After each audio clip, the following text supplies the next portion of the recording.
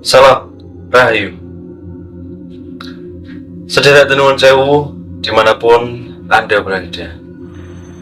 Kali ini di kisah pengalaman mistis sudah ada satu sederek yang mengirimkan ceritanya di channel kita Nuwun Sewu. Cerita ini dikirimkan oleh Edi yang menceritakan pengalamannya ketika mendaki Gunung Merapi. Singkat cerita, kisah dimulai dari Edi yang pada waktu itu mengalami kenaikan semester. Jadi beliau ini sempat libur panjang, dan mungkin karena masih dalam keadaan yang semangat-semangatnya karena masih muda, Mas Edi ini bisa dibilang jiwa petualangannya masih berapi-api. Mas Edi ini bisa dibilang sudah lama di dunia pendakian, walaupun pada waktu itu usianya masih belia. Singkat cerita, ketika liburan semester, salah satu teman dari Mas Edi ini, sebut saja Kosim, main ke rumah Mas Edi dan mereka ngobrol. Lalu Kosim ini tiba-tiba mengajak Edi untuk naik ke Gunung Merapi. Waktu itu Kosim bilang, "Ed, ayo kita naik ke Gunung Merapi. Ini mumpung liburan semester, aku udah punya rencana, aku mau ngajak Ali, kamu mau ikut apa enggak?" Edi yang mendengar hal itu ya kaget, setengah kaget. Kok dadak temen toh? Kok mendadak sekali? Emang agak sedikit gila kamu.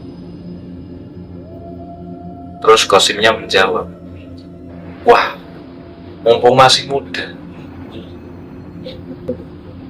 Tapi sayangnya Edi ini agak sedikit ragu-ragu untuk naik atau tidak. Yang pertama karena ajakan Kosim ini mendadak, dan yang kedua besoknya itu Edi ini sudah punya rencana untuk bekerja dengan ayahnya. Dan waktu itu Edi bilang, "Wah, kalau besok aku kayaknya nggak bisa. Kamu kan sama Kosim, sama Ali, itu kan mau berangkat pagi. Sedangkan pagi aku ada janji sama bapakku." Dan akhirnya mereka ngobrol-ngobrol, kemudian diputuskan bahwa Kosim dan Ali ini berangkat duluan. Pagi-pagi subuh mereka berangkat dari Selo, dan rencananya Kosim dan Ali ini akan menunggu di Pasar Bunga. Dan waktu itu Edi yang sebenarnya ragu-ragu untuk iya atau tidak, akhirnya nggak tahu kenapa, ya udahlah, aku berangkat, aku nyusul. Singkat cerita, sebelum berangkat, otomatis Edi ini izin ke orang tua Edi. Cuman yang waktu itu dipikirkan Edi adalah kalau dia jujur sama orang tuanya, izinnya mau berangkat ke Merapi, sudah pasti tidak diizinkan. Dan akhirnya Edi ini berbohong. Pak, Bu, Edi izin menginap. Ini kebetulan si Dika, teman Edi ini, adiknya Sunata. Jadi saya sama teman-teman diajak ke sana untuk lelekan. Begitu kata Edi ke orang tuanya. Singkat cerita, setelah berbohong untuk mendapatkan izin, Edi ini nekat untuk berangkat sendirian untuk mendaki Gunung Merapi. Akhirnya dia sampai di base camp itu jam 3. Jam 3 sore dia sampai. Setelah melakukan pendaftaran, administrasi, dan segala macam, Edi ini akhirnya mulai untuk mendaki Gunung Merapi. Sebenarnya ketika di pos pendaftaran, Edi ini ya sedikit bertanya-tanya. Oh, hari ini ternyata tidak begitu banyak pendaki. Karena di pos ini dia masih melihat beberapa pendaki yang pada waktu itu Edi tidak tahu ini pendaki ini mau naik atau sudah turun. Tapi ya memang hanya segelintir orang yang ada di base camp itu. Lalu berangkatlah Mas Edi ini untuk mendaki Gunung Merapi. Pada waktu itu dia berpikir, oke lah, gak apa-apa aku berangkat sendiri menjelang maghrib, menjelang gelap. Karena sekali lagi background Edi ini sudah bukan kali pertama naik ke Gunung Merapi. Bisa dibilang Mas Edi ini sudah hafal lah akses-akses jalan. Singkat cerita, 15 menit dia mulai berjalan. Kebetulan waktu itu bertemulah Mas Edi ini dengan satu warga lokal.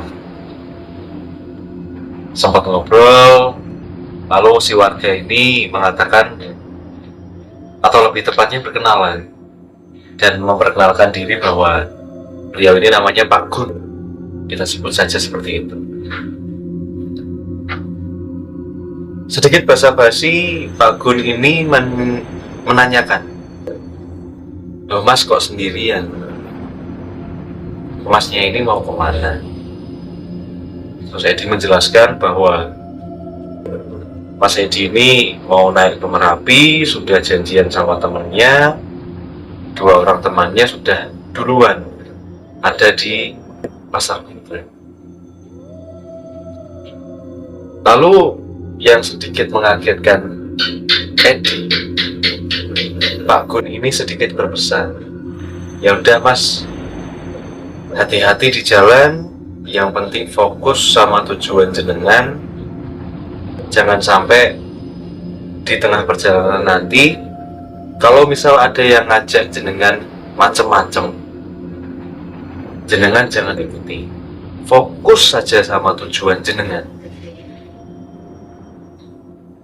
Dan pesan saya, nanti kalau di atas Masnya ini ketemu sama pasar, kalau bisa dibeli satu barang dari mereka. Ini untuk keselamatan jenengan." Ketika itu Mas Edi otomatis langsung bertanya-tanya, tapi ya tidak terlalu dimasukkan di pikiran lah. Karena Mas Edi ini sekali lagi sudah berkali-kali ke Merapi, dan kebetulan juga tidak ada satu hal yang bisa dibilang mengganggu perjalanan. Lalu berjalanlah beliau melanjutkan perjalanan Dan memang Mas Edi ini tidak menemui apa-apa. Pos 1 sudah dilewati, lalu menjelang maghrib ini beliau ini posisinya sedang berada setengah perjalanan lah menuju ke pos 2. Dan waktu sudah menunjukkan ya sekitaran jam setengah 6 atau jam 6, mendekati maghrib. Mulai di sini Edi ini agak sedikit merasa ya takut lah. Bisa dibilang beliau lagi sendiri, hari sudah mulai gelap, dan anehnya dia tidak berpapasan dengan pendaki lain. Kok sepi-sepi saja, satupun pendaki dia tidak temui. Akhirnya mungkin untuk menghibur dirinya sendiri supaya tidak sepi, dia ini mendengarkan musik. Karena mungkin saking sepinya tuh, wah, hawanya itu mungkin dia kalau bisa dibilang ya, kalau bisa ngobrol sendiri lah. Cuman mungkin di pikirannya, wah, daripada aku ngobrol sendiri kok tiba-tiba ada yang jawab malah saya ngerasa takut, ya udahlah, dengerin musik aja.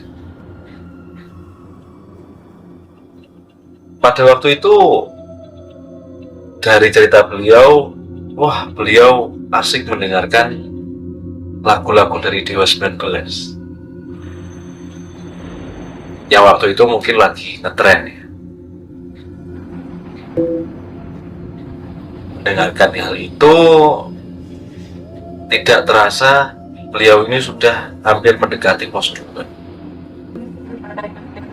Dan sekali lagi Mas Edi ini membatik, kok tidak ada pendaki, tumben-tumbenan Merapi masa segini sepinya. Dan tidak lama setelah berpikir seperti itu, Mas Edi ini dikagetkan dengan satu pendaki yang kebetulan sedang duduk di tepi jalur. Dan akhirnya disamperin lah ya pendaki ini.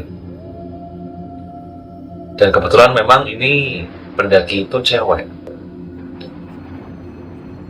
Dia itu cuma duduk, diem, kayak pandangannya kosong. Dan waktu itu tampilannya beliau, si pendaki cewek ini, dia cuma membawa tas, jaket, sama kupluk. Ketika disamperin, ya biasa, si Edi ini mencoba untuk berbahasa basi. Akhirnya ditanyalah nih si pendaki wanita ini, loh Mbak, kok sendirian aja? Teman-temannya mana?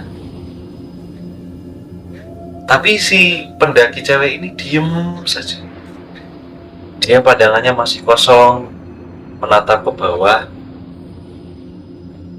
Dan akhirnya coba tambah didekati lagi. Sebenarnya si Edi ini niatnya untuk melihat keadaan dari pendaki ini, takutnya kok kenapa-kenapa gitu. Tetapi setelah tambah dekat, tambah Edi ini bisa melihat lebih jelas seperti apa wajah dari si pendaki wanita ini. Dan ketika dilihat lagi,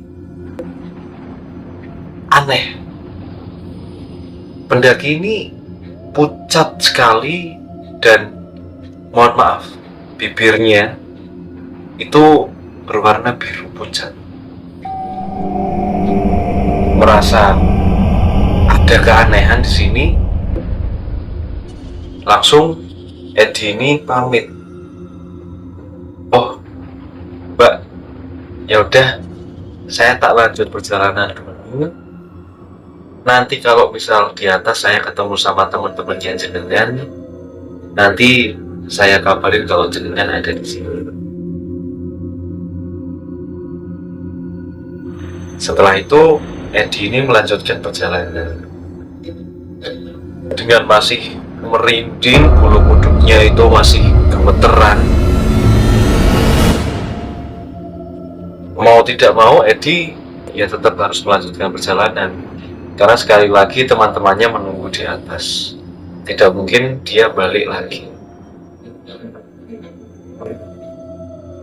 Mencoba untuk pokoknya melupakan apa yang baru saja terjadi. Jalan, dan keanehan yang baru mulai dirasakan oleh Edi. Ketika dia berjalan, mulai terdengar ramai burung-burung. Suara burung-burung di sekitaran dia. Coba dilihatin kanan kiri. Kok wujud burungnya ini kok gak ada? Sedangkan suaranya itu ramai sekali. Akhirnya ya otomatis tetap harus jalan, tetap harus lanjut.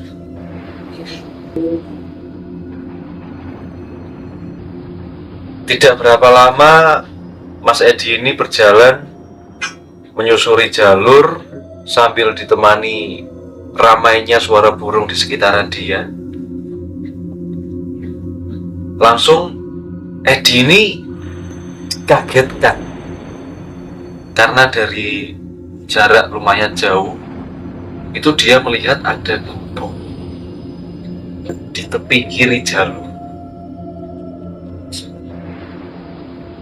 Edi ini mengingat-ingat, kayaknya aku naik ke Merapi ini gak pernah lihat gubuk ini. Ini kayaknya ada yang gak beres. Dan dilanjutkanlah perjalanan, dia masih jalan, mau tidak mau melewati gubuk itu. Tapi ketika dia sudah hampir mendekati gubuk, dia baru sadar kalau di depan gubuk ini ada bapak-bapak, ada lelaki yang pada waktu itu pakaiannya itu dia masih pakai pakaian desa seperti itu, yang berdiri di depan gubuk ini. Edi yang waktu itu merasa gak beres ini. Udahlah, aku jalan aja terus sambil nunduk, gak usah nengok kanan kiri. Pokoknya aku tak jalan aja. Dia jalan sambil nunduk melewati gubuk ini dan bapak-bapak. Jalan. Kemudian si Edi ini dikagetkan dengan suara bapak-bapak ini ya memanggil Edi. Le.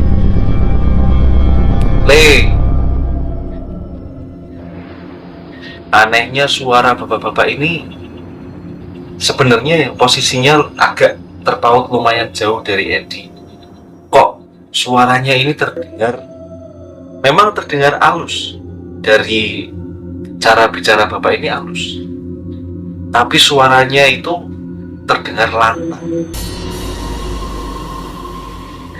Masih diabaikan sama Edi, dicoba untuk terus jalan sambil mundur. Le, karep neng ndi? Kowe meh neng ndi? Apa kowe ra krungu aku? Edi yang waktu itu sudah menahan gemeter. Akhirnya mau tidak mau dia berpikir, ini kayaknya kalau misal aku nggak nyamperin bapak ini nanti takutnya kenapa-kenapa.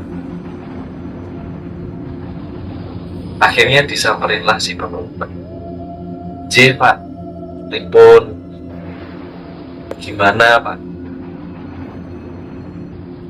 Si bapak-bapak ini lanjut bertanya lagi yang tadi sudah ditanyakan. Kowe meh neng ndi? Kowe iki kok tekan kene iki tujuanmu opo? Akhirnya diceritakanlah oleh Edi. Terus ngeten pak, jadi begini. Saya itu mau naik ke Gunung Merapi. Saya itu kebetulan ditunggu sama teman-teman saya yang sudah duluan ada di Pasar Bubrang.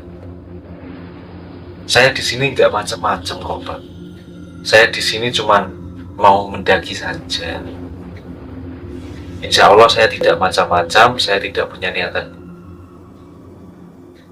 Lalu si bapak-bapak ini dengan nada yang sedikit keras. Yo ape? Rapopo. Karena memang nek kue wis tekan kene, kue kok niatanmu elek. Entek kue. Bapak-bapak itu berpesan. Masih dengan menahan gemetar, Edi ini masih mencoba untuk menjawab dengan sopan, J pak J. Kemudian si bapak-bapak ini lanjut berpesan, atau mungkin lebih tepatnya bertanya kepada Edi. Lah terus pengenmu piye? Kowe pengen leren sik neng gini, kamu pengen istirahat dulu di sini, atau mau lanjut? Terus Edi menjawab, lanjut pak, kulo aja lanjut. Kemudian si bapak ini berpesan, yo wes li, nek kue lanjut iso, cuman ono syaratnya. Edi penasaran, syarat apa? Syarat nopo sih? Yo, nek kue pengen iso lanjut sekok ini, syaratnya mung siji. Yang pertama aku mengandani kue, suara manuk-manuk sing mbok rungokke kuwi kabeh bangsa.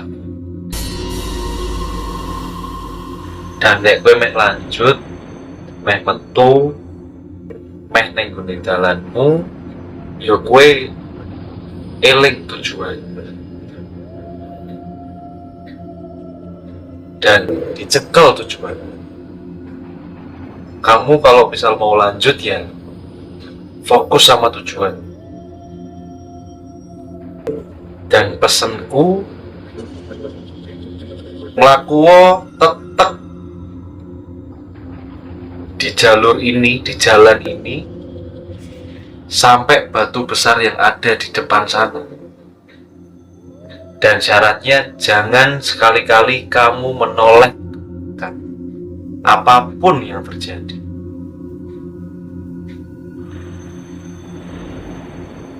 Dan si Edi hanya bisa mengangguk-angguk saja sambil mengingat-ingat apa yang dikatakan oleh si bapak. Walaupun sebenarnya mungkin Edi ini tidak tahu apa artinya. Yowes, sekarang lanjut. Akhirnya lanjutlah Edi meninggalkan si bapak-bapak ini yang ada di gubuk untuk berjalan.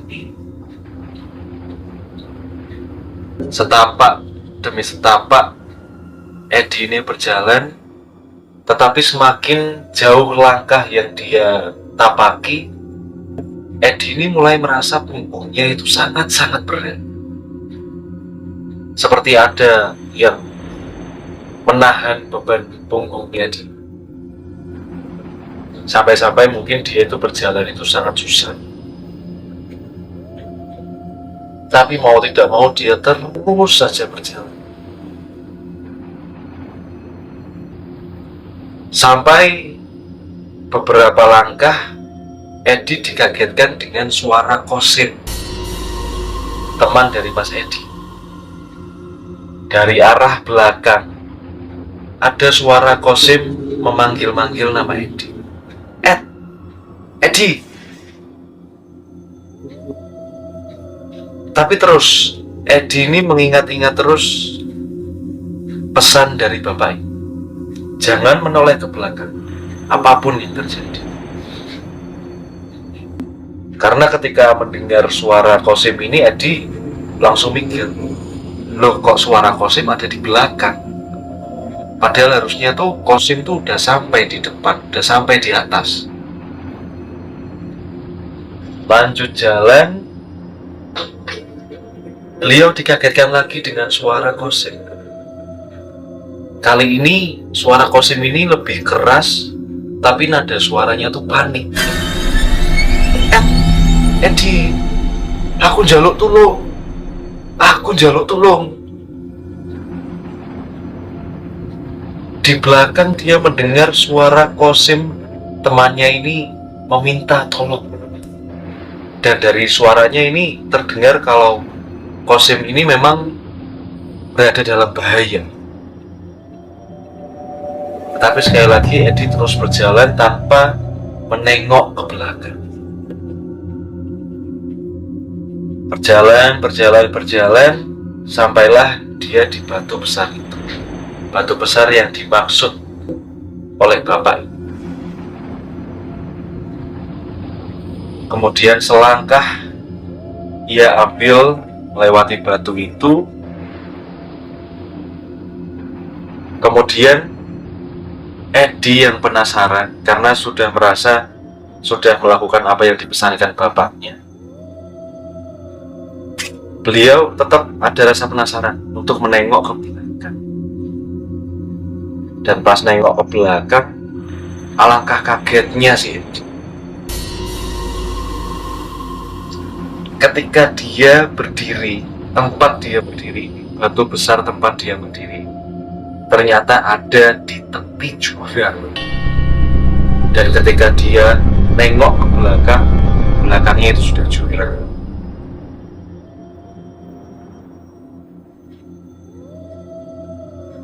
Dan memang dia langsung mikir, loh kok jurang? Nah terus aku tadi jalan tuh dari mana?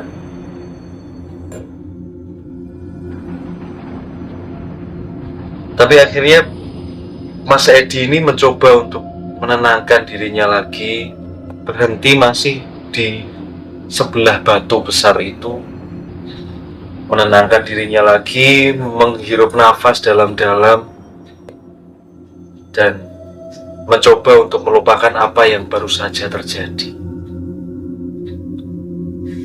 Oke lah, aku yang penting gak kenapa-kenapa. Aku tak mencoba untuk mencari lagi jalan yang benar, mencoba untuk kembali ke jalur utama pendaki.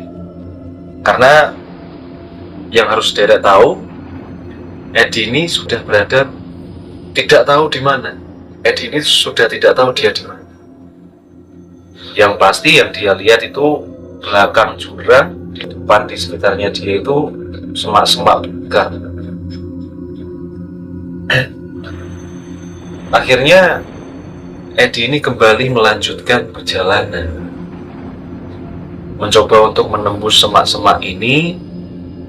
Pokoknya di batin dia, di benak dia, aku harus ke arah naik, karena semakin naik nanti vegetasinya akan berkurang, akan makin jarang-jarang, dan kalau udah nemu trek berpasir berarti nanti lebih gampang untuk menentukan arah jalurnya ini kemana. Singkat cerita, Edi ini melewati semak belukar, lalu dia agak sedikit dikagetkan dengan sosok tinggi, besar, matanya merah, ada di sebelah pohon apa yang waktu itu Edi tidak tahu. Sosok ini hanya diam melihat Edi. Ya otomatis mau tidak mau, walaupun takut, ya tetap harus dijalani, harus dilewati sosoknya. Singkat cerita, jalan. Akhirnya Edi ini menemukan trek jalur pendakian yang semula. Dan tidak berapa lama, sekitaran hampir tengah malam, jam setengah 12-an ini, Edi sampailah ke Pasar Bubrah. Dan mulailah dia mencari teman-temannya.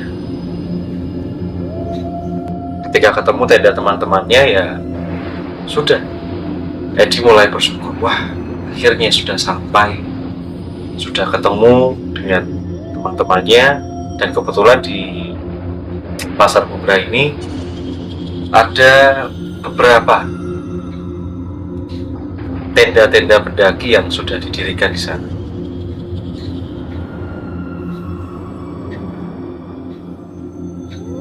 Ya, ketika ketemu sama teman-temannya, langsung si Kosim sama si Ali ini langsung menanyakan gitu. Loh, kok lagi jam semene tekan? Kok baru jam segini datang? Suwemen, lama sekali kan? Dari mana aja? Wong katanya maghrib naik, kok tengah malam baru sampai sini? Ya waktu itu Edi yang merasakan, wah, campur aduk, sudah mengalami berbagai keanehan, dicampur dengan capek juga, karena harus menempuh jarak yang ya lumayan panjang, bisa dibilang seperti itu. Wes lah, aku nggak mau bahas lagi. Udah, besok aja aku ceritanya, sekarang aku mau istirahat. Ya akhirnya singkat cerita, ya sudah seperti biasa anak-anak yang, ya anak-anak muda yang mendaki seperti itu.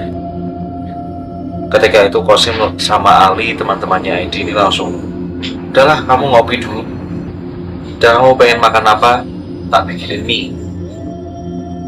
Akhirnya makanlah Edi di situ dengan makan, dan lalu mereka beristirahat, sama-sama beristirahat, karena di sini niatan mereka kan untuk mendaki ke puncak berarti. Bisa dibilang rencana awal mereka memang di subuh nanti mereka akan berangkat untuk menuju ke Summit, ke Summit. Dah, istirahatlah mereka bertiga. Awalnya Edi yang mengira bahwa semua ini sudah berakhir, tapi ternyata dia salah. Ketika memejamkan mata, tidur untuk sejenak, mungkin katakanlah barusan saja bisa merem, Edi ini dibangunkan oleh suara Ali. Tangio, bangun. Kamu dengar tidak suaranya? Edi ini dengan sedikit terganggu ya, karena kan sudah menempuh jarak lumayan jauh, banyak yang sudah dilewati di perjalanan, mau istirahat bentar kok malah diganggu. Apa toh? Apa? Enggak, kamu denger enggak? Aku denger di sekitaran tenda tuh rame orang. Jadi Ali ini ternyata mendengar di sekitaran tenda itu banyak sekali langkah-langkah kaki orang yang lewat. Ketika itu Edi dan Kosim yang tidak mendengar begini langsung mengatakan ke Ali, alah, opo toli? Ada-ada aja kamu tuh. Wong aku nggak dengar kok. Udahlah, tidur lagi aja, tidur lagi. Aku tuh capek. Edi berkata seperti itu. Tetapi benar saja, Ketika mereka bertiga berusaha untuk tidur lagi, sudah mulai mapan, sudah mulai rebahan, baru mau memejamkan mata, Edi ini dikagetkan dengan suara gamelan yang awalnya terdengar samar-samar, tapi lama-lama jelas, makin jelas, makin jelas. Duh, opo kuwi Ed? Ali bilang seperti itu. Waduh, apa ya ini ya? Edi juga tidak tahu. Mereka bertiga ketakutan di dalam tenda. Ditambah lagi, tidak berapa lama setelah itu, mereka kembali dikagetkan dengan suara delman. Suara delman yang lewat tidak jauh dari tenda mereka. Suara delman lengkap dengan kerincingan, kerincing, lewat di samping tenda mereka. Sudah keadaan di dalam tenda itu mereka bertiga udah mulai campur aduk, takut, khawatir. Waduh, iki ono apa ya Ed ya? Ono apa ya? Ada apa ya?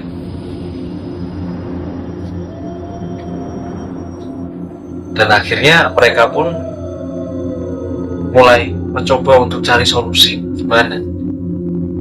Dan kemudian Edi ini langsung ingat pesan dari Pak Gun, warga lokal yang tadi di awal tadi udah berpesan kayak itu.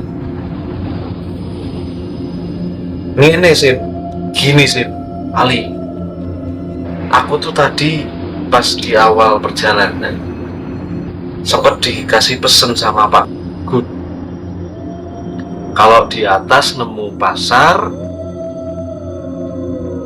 paling enggak kita harus beli satu barang yang ada di sana. Ketika itu Kosim langsung protes ke Edi, maksudnya, wah, Edian kamu men, orang ini tuh, kita tuh takut toh, kita yang di dalam tenda aja suasananya kayak gini, kamu kok malah nyuruh kita buat keluar. Kita nggak tahu loh di luar tenda itu ada apa. Mau dari dalam aja suaranya kayak pasar, ini benar-benar kayak pasar. Kamu malah paksa kita buat keluar. Terjadi perdebatan di situ. Debat. Kemudian mereka bertiga ini kembali dikagetkan dengan tali tenda yang mendirikan tenda mereka itu. Seperti ada yang nyandung. Dan tidak lama setelah itu, tenda mereka itu seperti seakan-akan kayak ada yang ngeraba. Jadi kayak kalau misal dari luar itu kainnya mungkin ada bentuk tangan yang meraba tenda mereka. Ketika itu Edi langsung ngomong, wah mulai gak bener nih. Ini kayaknya memang kita harus mau gak mau melakukan apa pesan dari Pak Gun. Itu semua biar kita selamat keluar dari sini. Yaudah, oke, kita keluar. Kosim bilang, kita keluar, tapi kamu yang depan ya. Ya akhirnya sudah tidak ada tempat lagi untuk berdiskusi. Malam semakin menjelang, semakin gangguan-gangguan ini terasa makin ekstrim. Ya Edi mau tidak mau mengalah. Akhirnya mereka keluar dari tenda bertiga ini. Dan benar saja, ketika keluar dari tenda, mereka melihat sekitar. Di sekitaran tenda di kawasan pasar Ibrahim, memang ada seperti ramai, dan memang di situ memang ada pasar-pasar, ada lapak-lapak, dan memang ada kegiatan jual beli, bisa dibilang seperti itu. Banyak penjual di sana sini, tapi anehnya orang-orang yang ada di sana itu mengenakan baju desa. Dan anehnya memang tenda-tenda di sekitaran tenda Edi, Kosim, dan Ali ini memang masih ada di sana. Jadi masih terlihat tenda-tenda yang tersebar. Cuman ya itu, di sekitaran tenda-tenda itu ya sudah ramai sekali pasar.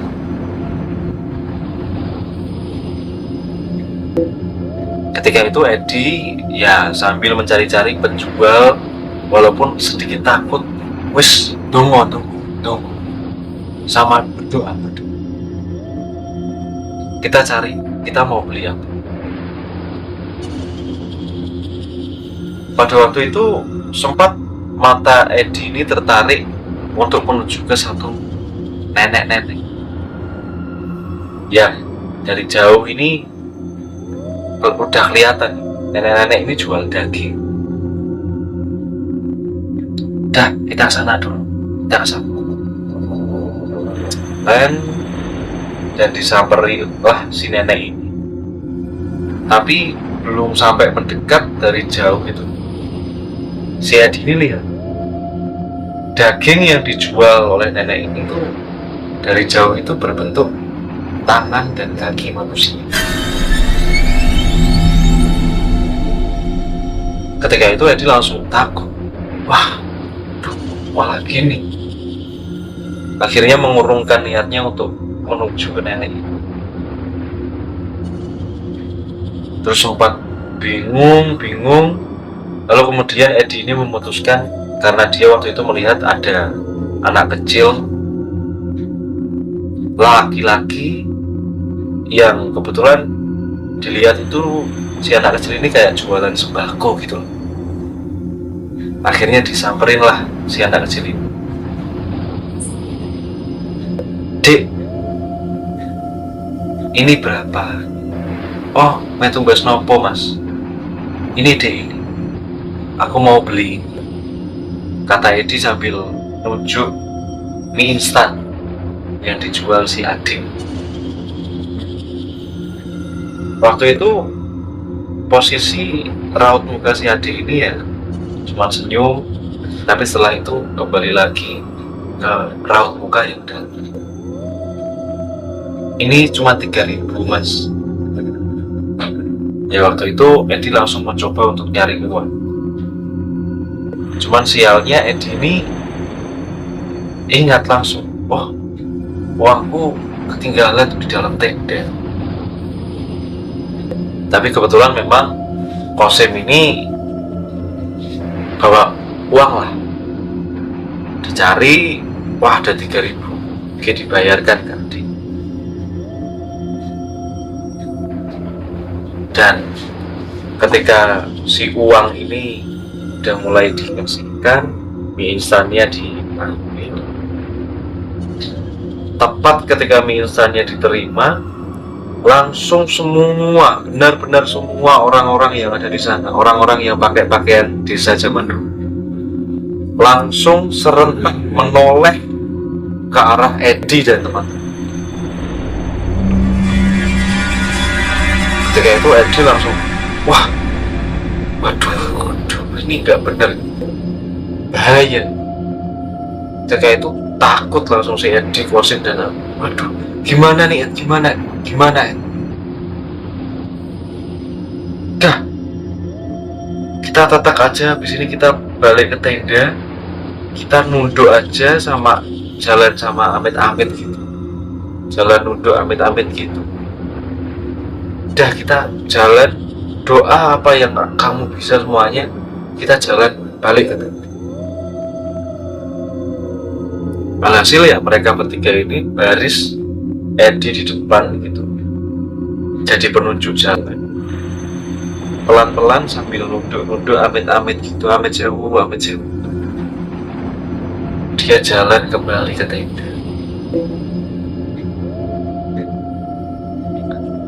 Ketika mau sampai ke tenda, Edi ini sempat dikagetkan dengan sosok tinggi besar bermata merah yang sempat dilihat Edi ini ketika sudah melewati batu besar yang tadi. Tapi ya tidak diambil pusing, pokoknya harus masuk dulu nih ke dalam tenda. Akhirnya mereka pas di depan tenda ya langsung balapan, langsung terburu-buru gitu, tergesa-gesa langsung masuk ke tenda.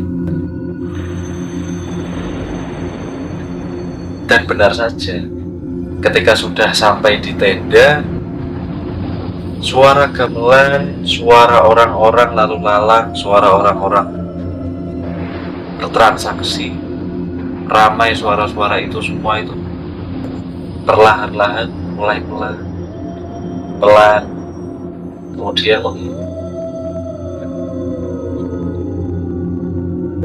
ya otomatis mereka bertiga bersyukur, mengucap syukur kepada Gusti, dan akhirnya mereka memutuskan untuk tidur karena mungkin sudah kecapean dan entah apa yang mereka sudah rasakan di malam hari itu mungkin berimbas ke fisik.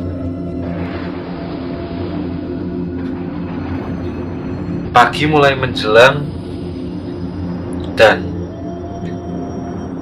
yang Edi rasakan ketika tidur adalah Edi ini sempat mimpi ada seorang kakek-kakek berjenggot panjang, berbaju putih, berpesan ke Edi, "Le, wes le, kamu habis ini udah pulang ke sana, kamu pulang aja nanti, udah nggak usah dilanjut." Dan singkat cerita, paginya setelah bangun, mereka bertiga ini ada sedikit perdebatan untuk menentukan apakah mereka ini jadi untuk melanjutkan perjalanan ke puncak atau tidak. Cuman ya karena Edi mengingat kembali pesan si kakek berjenggot putih ini, akhirnya Edi ini bilang sama mereka, "Udahlah, kita pulang aja. Wong ya kita udah melewati yang kayak kemarin, penting amannya tuh kita pulang aja." Terus akhirnya mereka setuju untuk pulang. Ya lalu mereka turun dan alhamdulillahnya memang tidak ada kejadian apa-apa ketika mereka turun. Cuman yang sedikit aneh, ketika sampai di base camp, Qasim ini agak sedikit aneh gelagat. Dia itu berdiri sambil melihat ke arah puncak Merapi. Wah, kok aneh ini anak? Edi mikir sendiri. Ditanyain dan ternyata betul.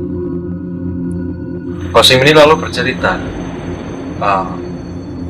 "Aku disamperin sama anak kecil yang semalam.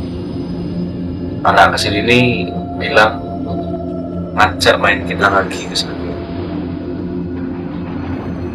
Dan waktu itu pikiran Edi, wah gak beres, harus cepat-cepat." Dan awalnya rencana mereka untuk istirahat dulu di base camp ya akhirnya tidak jadi terrealisasi. Ya udah kita pokoknya langsung pulang aja. Edi berpikiran seperti itu. Dan memang alhamdulillah mereka bertiga sampai di rumah dengan selamat. Mereka bersyukur kepada Tuhan masih menyayangi mereka.